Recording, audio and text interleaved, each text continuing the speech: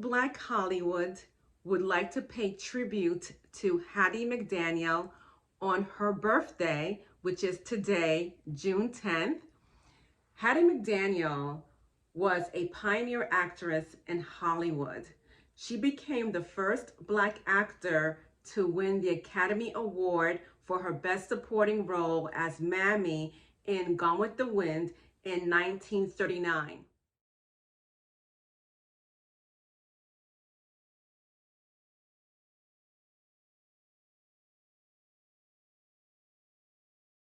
When Hattie McDaniel won the Academy Award, this should have been the best moment in her life. She should have been elated, excited, and happy, but she couldn't be. The reason is that she was facing racism and criticism from other Black Americans who strongly believed that she should have never accepted the role of Mammy. Hattie honestly felt by accepting the role as Mammy would be a step forward to Black actors in Hollywood to receive better roles. If you recall, when Hattie went up to accept her Oscar, she said this: "I sincerely hope I shall always be a credit to my race and the motion picture industry." So as you can see, she did all this to make it better in the acting industry for all Black actors. Academy of Motion Picture Arts and Science, fellow members of the motion picture industry, and honored guests. This is one of the happiest moments of my life, and I want to thank each one of you who had a part in selecting me for one of the awards. For your kindness, it has made me feel very, very humble, and I shall always hold it as a beacon for anything that I may be able to do in the future. I sincerely hope I shall always be a credit to my race and to the motion picture industry. My heart is too full to tell you just how I feel, and may I say thank you. It is time now to really get into Hattie McDaniel's story.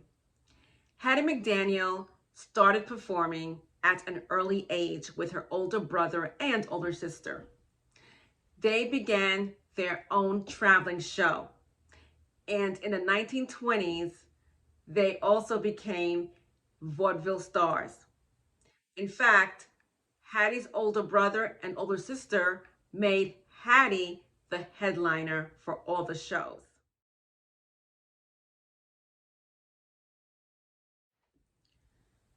When motion picture developed, sadly, people stopped going to see live performances. They preferred to go inside the theater and watch a motion picture, which meant that Hattie McDaniel, her older brother, and older sister were no longer performing because there was no one to perform for. So they had to find work to pay the bills. Hattie was reluctant to work as a nanny or maid, but she needed the money desperately, and therefore she started working as a maid. But it didn't last too long because Hattie did not give up on her dreams.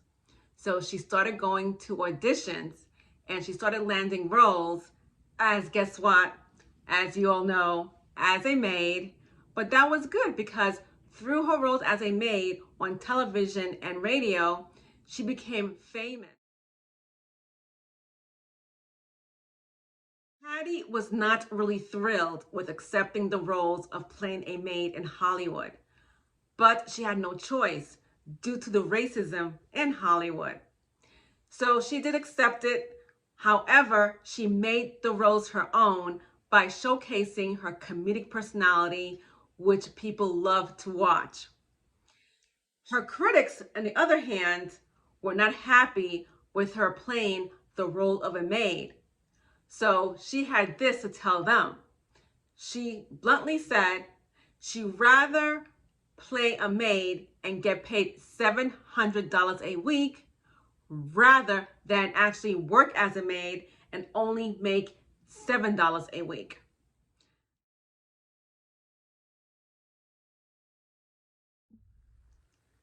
Hattie McDaniel was receiving a lot of offers to play a maid in Hollywood. Again, it was not until Gone with the Wind gave her a bigger star status. In fact, when she was in Gone with the Wind, she made some requests which the producers and writers abided by. She requested them to remove demeaning words against the Black actors. She also asked them that the Black actors that they have on set should be perceived as being intelligent, caring, and positive. So not bad for Hattie McDaniel to be in a position where she is making some positive demands on set.